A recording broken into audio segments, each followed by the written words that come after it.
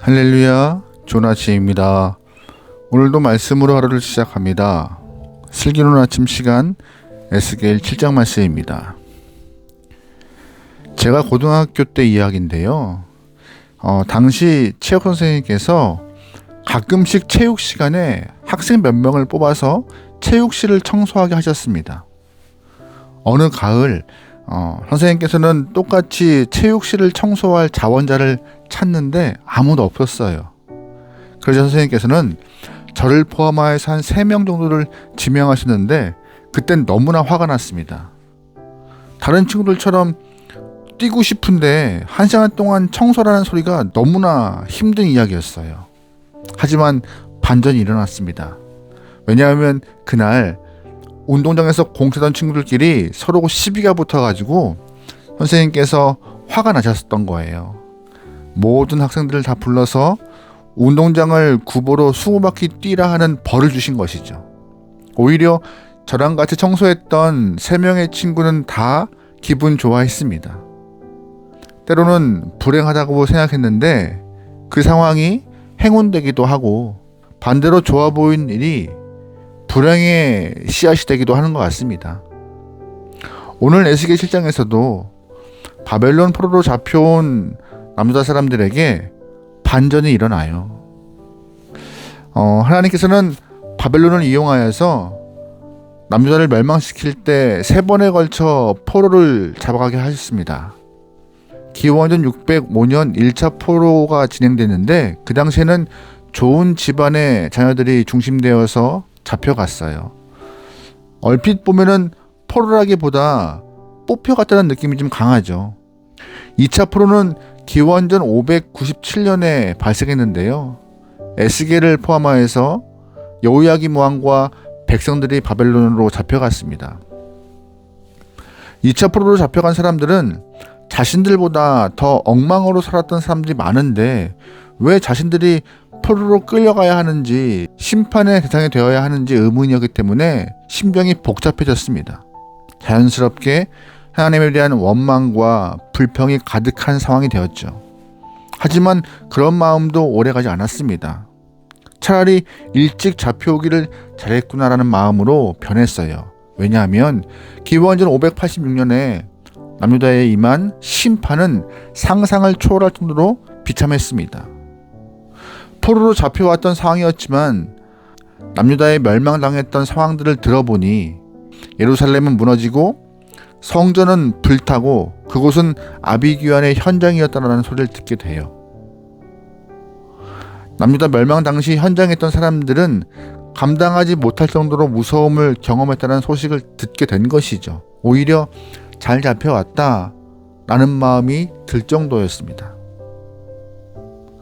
사실 이러한 과정 속에서 남유다가 멸망되어 있는데 하나님은 에스겔 선지자에게 남유다 멸망 전에 예루살렘 성의 마지막 심판이 임박했다라고 선포하시고 사이렌을 울려주셨습니다. 조심하라고요. 5절 말씀이에요. 주 여호와께서 이같이 이르시되 재앙이로다. 비상한 재앙이로다. 볼지어다 그것이 왔도다. 끝이 왔도다. 끝이 왔도다. 끝이 너에게 왔도다. 볼지어다 그것이 왔도다. 아멘. 같은 말의 반복이죠. 마치 사이렌이 울리는 것처럼 심판이 임박했음을 말하고 있습니다. 그러나 문제는 뭐예요? 남유다에 살고 있는 사람들은 심판이나 멸망의 시간이 임박했음에도 불구하고 상황의 심각성을 전혀 인식하지 못한 채 여전히 죄악 가운데 살고 있었습니다. 하나님께서는 돌아올 기회를 충분히 주셨음에도 불구하고 사람들은 하나님의 사랑을 방종의 구실로 삼았던 것이에요. 돌아오라고 시간을 줬는데 오히려 그 시간에 마음대로 살게 되었던 것이죠. 그래서 하나님은 이들의 죄상을 낱낱이 지적하십니다. 12절이에요. 때가 이르렀고 날이 가까웠으니 사는 자도 기뻐하지 말고 파는 자도 근심하지 말 것은 진노가 그 모든 무리에게 임함이로다. 아멘. 무슨 말이냐? 심판 때가 임박했음에도 남유다 사람들은 땅을 사고 파는 일에 집중했다는 것입니다. 우리의 개념에서는 땅을 사고 파는 일이 왜 죄야? 라고 의문을 가질 수 있지만 이스라엘은 우리와 다른 개념을 갖고 있어요. 우리는 이 개인이 땅을 소유할 수 있다고 생각하지만 이스라엘은 땅의 소유주가 하나님이십니다.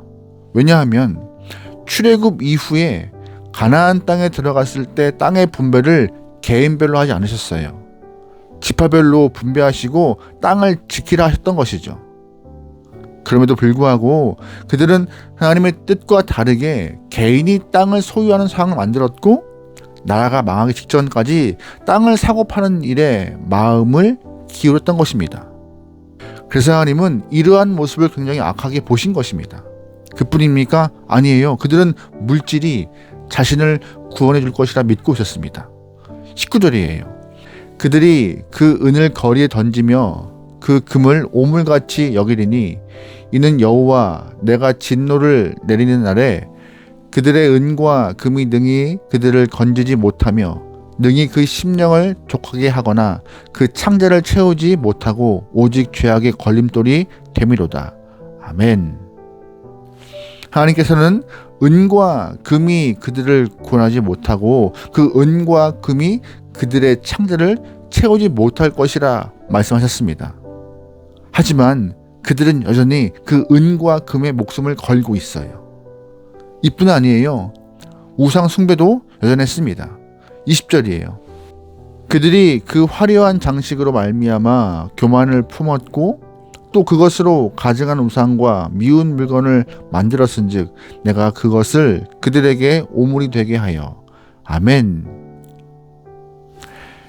우상 숭배를 그치지 않고 있어요. 하나님은 그 우상 숭배하고 있는 그 우상들을 오물되게 하겠다 말씀하십니다. 심판날이 다가오는데 땅을 사고 팔고 그 은과 금의 마음을 두고 있으며 우상 숭배하는 모습으로 살고 있는 그들을 향하여서 하나님은 이제 심판하겠다 하신 것이죠. 에스겔 5장을 보면은요, 여러분 다 기억하시겠지만 하나님은 3분의 1은 전염병과 기근으로, 3분의 1은 성읍 사방에서 칼로, 남은 3분의 1은 흩어짐을 당할 것이라고, 그리고 여호와의 칼이 그 흩어진 사람 뒤에 따라갈 것이라고 말씀하셨습니다. 아주 철저한 파괴와 심판을 명하신 것이죠. 오늘 주시는 이 말씀을 통하여 우리가 깨달을 수 있는 것은 무엇이냐?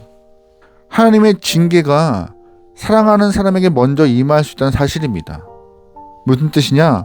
바벨론 2차 포로로 잡혀갔던 사람들은 포로로 잡혀가서 하나님 말씀에 귀 기울이지 않았음을, 돌이키지 않았음을 회개했어요.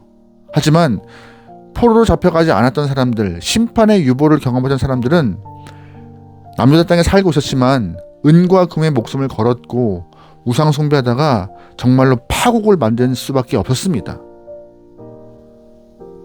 오히려 먼저 맞은 매가 그들에게 회개의 길을 열어주었고 그 먼저 맞은 매가 하나님의 마음을 조금 더 알아가는 기회가 되던 것이죠. 하나님의 인도하심은 아무 이유 없을 때가 없습니다. 하나님의 인도하심을 깨닫고 언제나 모든 일 가운데 주님께 돌아갈 수 있는 기회를 삼아서 주님과 더욱더 가까이 할 수 있는 여러분이 되길 소망합니다. 오늘 하루 주님과 동행하여서 아름다운 시간들을 경험할 수 있는 귀한 영혼들, 주의 마음을 깨닫고 주님과 더욱더 가까이 할 수 있는 귀한 영혼 되기를 주의로 축원합니다. 사랑의 하나님, 매일매일 다른 거 바라보지 않고 하나님의 사랑과 은혜를 바라볼 수 있는 귀한 영혼 되게 인도하여 주시옵소서. 오늘 말씀을 통하여서 먼저 맞는 매가 아픈 것 같지만 오히려 그것이 우리를 향한 하나님의 인도하심과 계획이심을 깨닫습니다. 주님, 매가 아프지만 깨닫고 돌아오게 허락하시오며 다시금 은혜를 잃어버리지 않을 수 있는 귀한 기회되게 역사소서. 주님, 주 앞에 딱 붙어 있겠습니다. 주님 곁에서 언제나 주와 동행하게 원하오니 우리의 기름 부어 주시옵소서. 모든 걸 맡겨오며 예수님의 이름으로 기도합니다. 아멘.